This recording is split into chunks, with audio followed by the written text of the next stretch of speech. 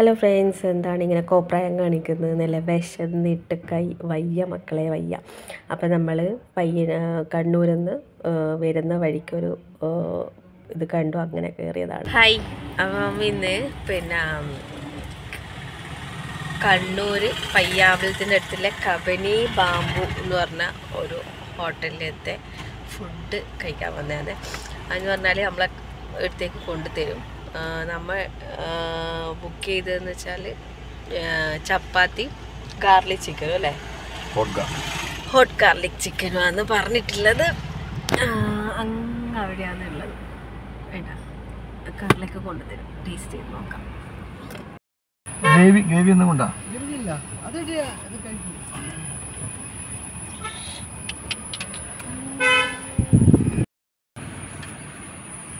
ചപ്പാത്തി